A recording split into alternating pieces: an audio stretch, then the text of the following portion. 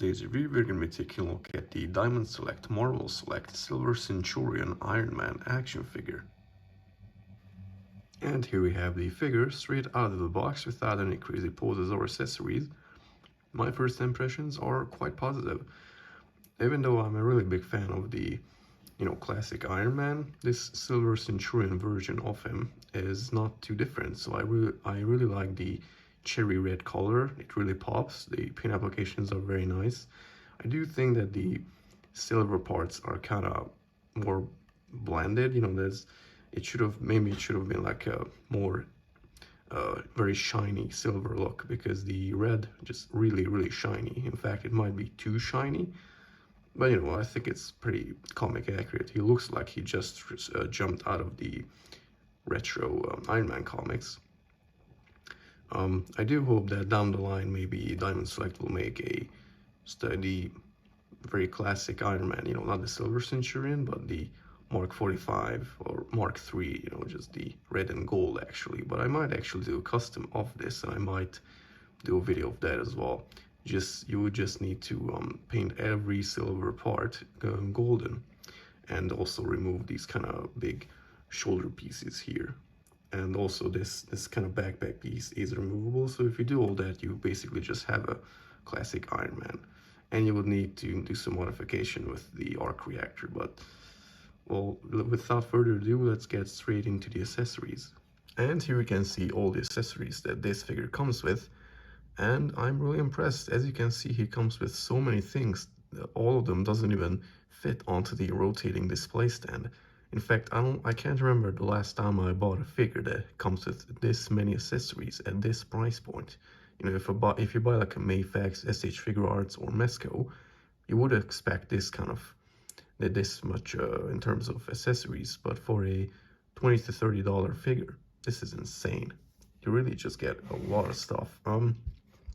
Let's start with the sort of biggest one, and that is he comes with a flight stand, or you can actually use this differently.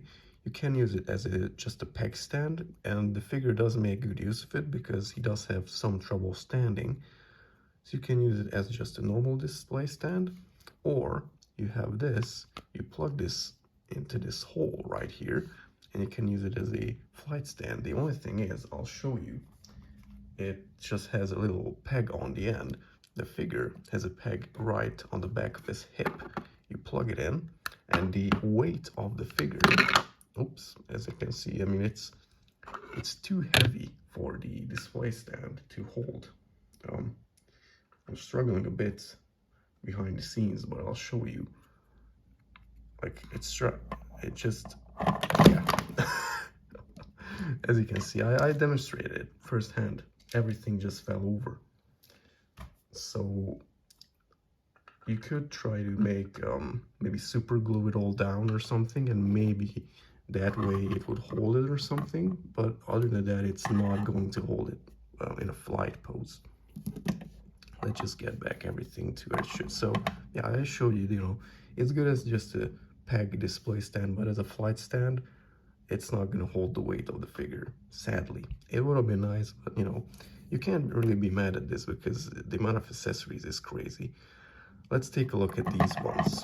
He comes with so many hands, but these are hands, but they're also blast effects. So I don't personally remember this, but I guess, yeah, in the comic he used these kind of, I don't even know what they call these. Like, they're not the usual beam effects that you see from Iron Man and from the movies. He makes a fist with his hands and kind of, yeah, not the usual repulsor beams. These spikes are really pointy. Be careful with them. They are really pointy. These as well. But it's really nice, very classic looking, almost like he's shooting like vitamin, like vitamins, or something out of his hands. Like little vitamin capsules or something, but it's really nice. I'm not gonna plug all of them onto the figure because then the review would last a long time. He comes in these. These are the more recognizable repulsor beam effects from the movies as well. They are really nice. They're sculpted in this almost kind of, yeah, translucent blue plastic. Very nice. And you can, in fact, remove them, I believe. Yeah, you can if you want to. You can also kind of rotate them if you want, but this is the way that it should look, I guess. Kind of more up, yeah. This other one is kind of bent, but you can also just use hot water to straighten that out. So again, two kind of repulsor beam effects, two kind of like tic-tac shooting hands. He also comes with a separate arc reactor which shoots a purplish beam out of his chest. And I'll show you actually. It has a you remove this and it has a certain shape that you need to plug it in. It basically needs to be, you know, kind of like a 6-angled shape. So that's how you plug in the other part as well. You can remove the other one. Let's also look at these separate hands that he comes with. These are kind of more open palm grabbing hands. And he also comes with, well, I guess, yeah, these are just kind of more open palm, maybe ready to shoot hands. They all have horizontal hinges, by the way. Every arm has horizontal hinge on the figure. And then these are, yeah, like actual grabbing hands. And one thing that I found interesting, I'll show you later, also comes with this two separate head sculpts. This one is a helmeted alternative head sculpt. It's very nice. I do remember this, like this little piece kind of lifts up and then a kind of night vision goggles or something they come down so you can enhance his vision. You could basically have the figure plugged in with this hand and he can hold, oops, you know, you have to really balance it on there, but you can kind of demonstrate like he's holding the helmet in his hand. Maybe this one is better for that, but you can make some really nice poses with the figure, like holding a separate helmet in his hand. And this one is also very nice. This is an actual unhelmeted Tony Stark head, and it's really nice. I like the mullet because he did have a mullet in basically every comic. And like the mustache, he looks kind of like a young Stan Lee. Maybe he actually took inspiration from his own self. You know, that's all right. Very nice head sculpt. So overall, you cannot say anything bad about, you know, accessory wise. The only thing is that's kind of like the flight stand, but it's the sheer amount of accessories is insane with this figure. So now let's move on to the details of the figure. Totally forgot to mention in the accessory part that he also comes with these two flying kind of, what do you call them, flame propulsion effects that you can plug onto the feet of the figure as so. But you know, they actually don't really plug in very snug. In fact, this one is kind of falling out almost. Yeah, it's very loose there. But you know, again, you can't really use the flying stand that they given you for the figure, so you might want to use some kind of other method to put him in this flying pose. Yeah, sorry, I almost skipped over this. There were so many accessories for this figure that they just, as I took them out of the box, they just kind of, you know, they wobbled all the way off my table and I didn't even notice with all the other accessories. So that's it. Let's take a look at the figure close up, starting from top to bottom. This head sculpt is also very nice. You know, just the usual, very creepy looking, just 3 separate black lines, you know, 2 eyes, of course, and a mouth. I mean, yeah, that's how a human head works, but I told you anyways. Yeah, I really like this really old school retro helmet, actually. Looks very nice. I like these things that come out. I don't know what these called. I know that these are pauldrons. They are very nice as well. This backpack that comes with him, I think you can actually kind of bend these outwards. You can also just take this out and he will sort of balance himself better. And I'll try to show you. I think you can. I mean, as you can see. Oh,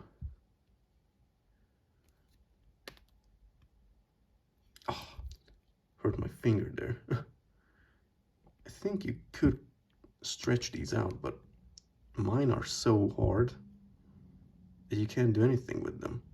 But I've seen other reviewers kind of fold these out to make like a wing or something.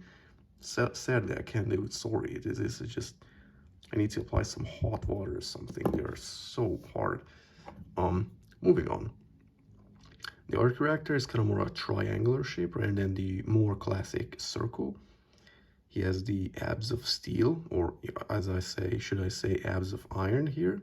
Very nice. Looks like he has a 4-pack, almost, maybe even a 6-pack if you consider these up here. I really like how every muscle on his body in this classic suit looks. You can just, almost like a bodysuit, not even an armor. These things do rotate around a bit, not too much, but a little bit. Oh no, you can, they do have kind of separate articulation. They're not connected to the arm. And I'm not sure if you can maybe remove these. It would be nice. I think if you remove the arm, these would pop out as well. Because then, as I've said before, you could take these out, you know, remove the backpack and then paint every silver part with gold, and you basically almost have a fully classic looking Iron Man, other than the this. But you can just easily make some kind of circle here.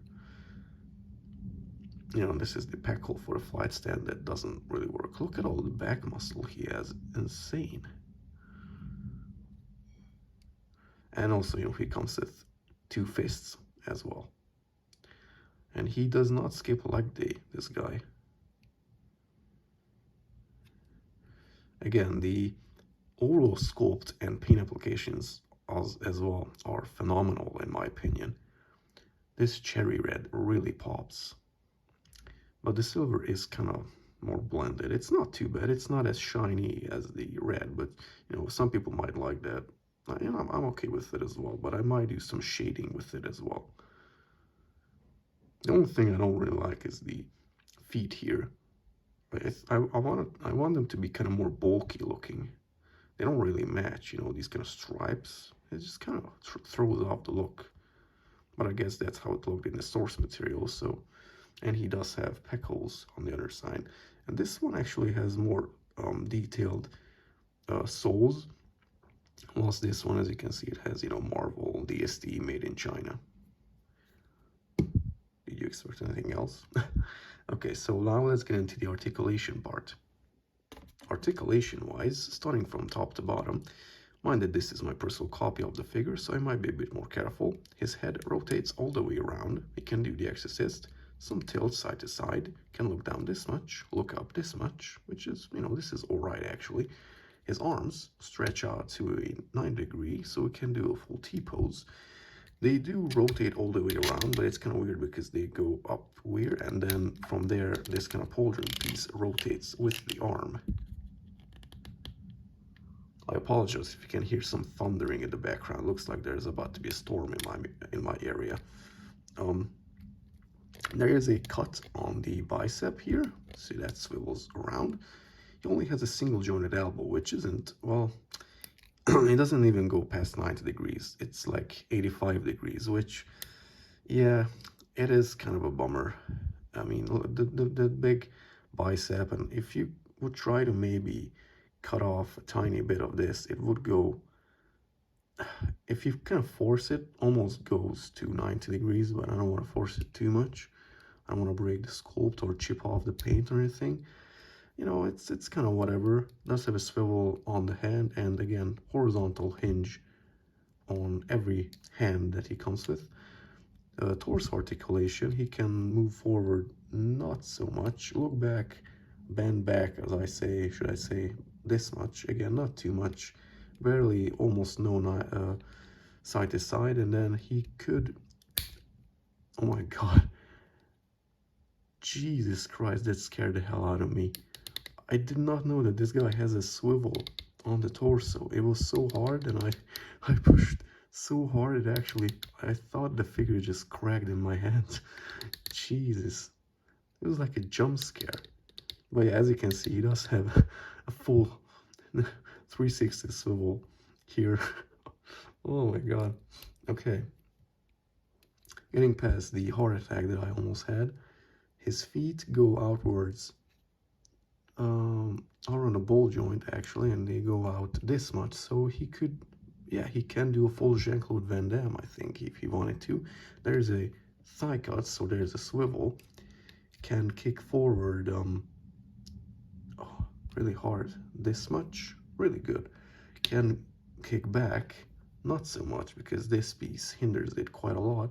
And then single jointed knees go about this much, almost 90. It's not too bad for an Ironman figure, come on. And then the feet go forward this much, go back this much, and then swivel to rock side to side. Okay, I think that's everything. And now let's get into the size and comparisons. This Ironman figure seems to be standing at approximately 18.5-ish centimeters at the top of his head, which translates to 7.2 inches in height.